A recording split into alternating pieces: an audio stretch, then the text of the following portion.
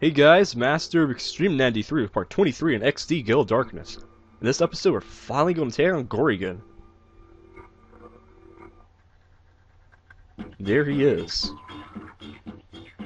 Where are all my crew? You wiped them out? Every last one? Impossible! One kid took down all these shadow Pokemon we made? And wrecking my factory, you smeared dirt all over my good name and standing!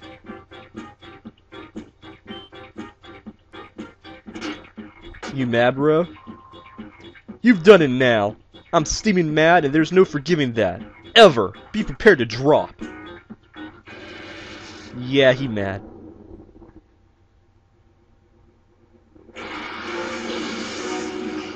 Alright, so this is Cipher in mid-battle against Gorigan. Hey, I have a Steelo too. Oh boy. Umbreon and, Ampharos. Because it's Beauty Val. Now, the key to this battle is that this is the real first battle in the game where double team strategy is really used. And you're asking, well, what do you mean by that? Well, his Lairon just went to protect. I wasn't even going to try and attack it because I went Thunderbolt directly onto his Celio. What he likes to do in this battle is spam the fuck out of Earthquake. And Earthquake hits all three Pokemon on the field other than obviously the Pokemon using Earthquake. So he likes to use Protect so that his other Pokemon is not hit by it, but only yours are. It's easily avoidable as long as you target the Pokemon that probably know Earthquake, such as that Celio that knew Earthquake. I already got rid of it. And I'm working on getting rid of the Slowking right now. The Lairon also knows Earthquake though, so you can't forget about that. Fortunately for me, I have only one Pokemon on my team that's even weak to a ground-type attack, and that being Ampharos. His next Pokemon is going to be Ursaring. I have Ursaring too. He's got like every Pokemon I have on my team. Ursaring would probably be the most powerful Earthquake threat, just because it's got good physical attack. Defense fell from Iron Tail. That's stupid. Doesn't matter. Umbreon's still a tank. Let's go and take out the Ursaring. I don't want to take an Earthquake from this thing. Use Bite, and that should have done more, but okay. Maybe this Thunderbolt will be able to KO it. Alright, that's good. So far, so good. This next Pokemon is a Primate. Yep, I knew it was going to be a Shadow Pokemon. I couldn't even remember, because in this factory, lots of Generation 1 Pokemon are the Shadow Pokemon. So when this thing came out, I was like, thinking to myself, yeah, this is definitely going to be a Shadow Pokemon. And he goes for Earthquake, and that's going to do some damage, especially to my Ampharos, but I still managed to hang on. It's also good it did damage to his Primate. I don't want to take any attacks from this Primate, because even though it only knows Shadow Pokemon moves, it's got good attacks, so it's going to do damage. So, quick attack just so I can get some damage in. Because it's going to be faster than my Ampharos. Shadow Rush, like that. At least I was able to survive that. And now, he got paralyzed. Thunderbolt on the Primate, and that should be able to finish it off. So one of the more offensive threats on his entire team has already been neutralized and taken out. Alright, another Pokemon, Generation 1. This is going to be another Shadow Pokemon, and it's a Hypno.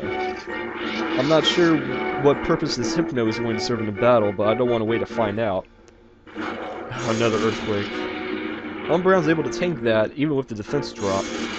But unfortunately, Ampharos is going to go get knocked out. And damage to his Hypno too, which is good.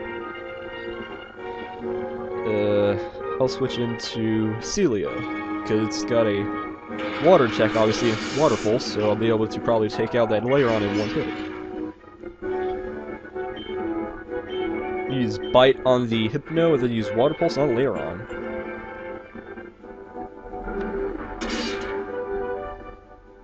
Did some good damage.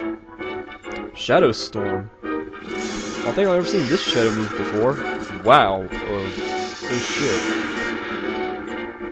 It's got a cool animation. Luckily, it doesn't do too much damage, though.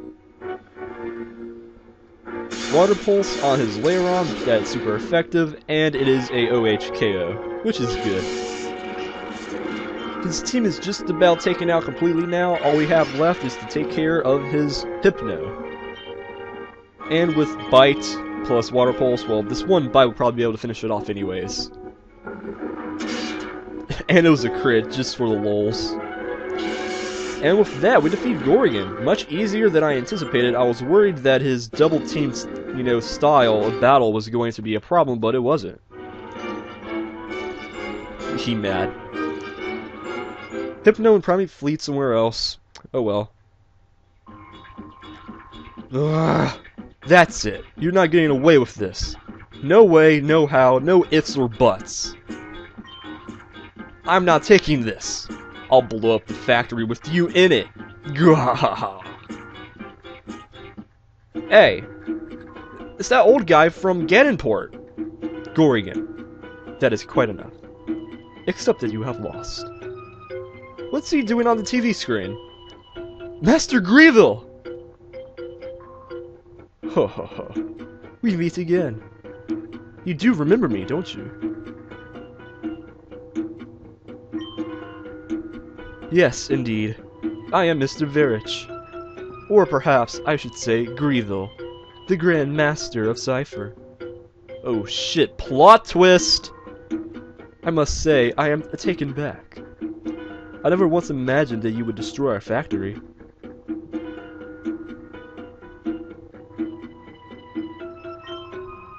But that's not important. Even though the mass output of Shadow Pokemon has ended, our plan itself is unharmed.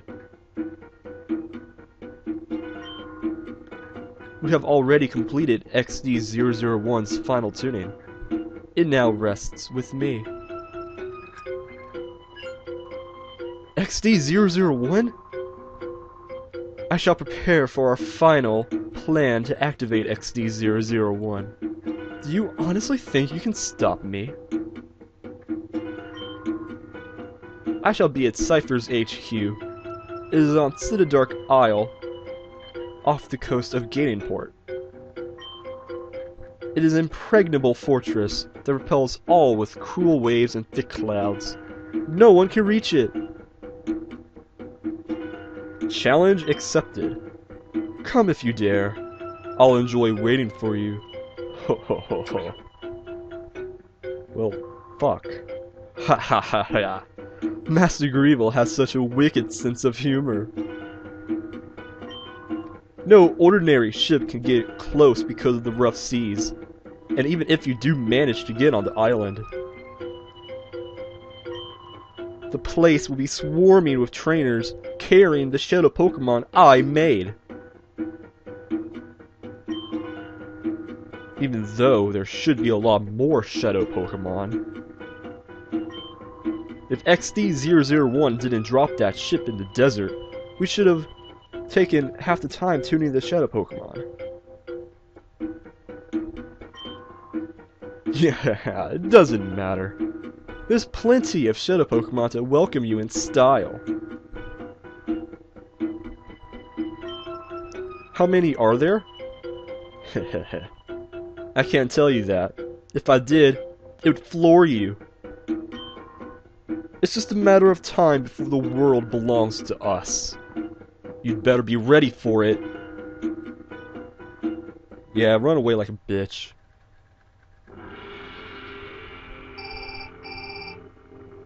So, item on the decks here, and it's a list of manufactured Shadow Pokemon. Download that onto the PDA, we can look at it later. So yeah, this is the plot twist portion of the game. This is where you step back and say to yourself, wait, that old guy who saved us from Zook at Gateon Port at the very beginning of the game is the boss of Cipher? To be honest, I'm not that surprised the first time I learned of this when I first played the game.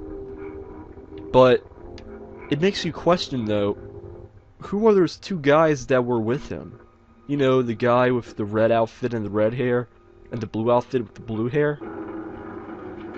I wonder if they're, like, his bodyguards or something.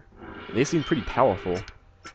So we're right getting into the bulk of our mission to stop Cipher once and for all. Things are about to pick up. We've been robbed! Who said that? Let's see. Darn it! Give it back! Bring it back! Bro, what happened? These two weird guys took off with a shadow Pokemon. One had, like, a mohawk, and the other one had really weird hair. Darn it, they made off with the last shadow Pokemon that came off the production line before it shut down. Well, what was the last shadow Pokemon that was ever produced? The abducted shadow Pokemon was a Dragonite, in before PGM. That ended up being the last shadow Pokemon to be made at this factory. That means that Dragonite is the last authentic shadow Pokemon. So apparently, me or B's two little thugs ran in here and stole a shadow Dragonite. Well, it's time to ditch this place. We've got a large mission ahead of us. It's to the Dark Island. But how are we going to get there? Well, that's it for this video. So this is Mox, signing out. See you guys later.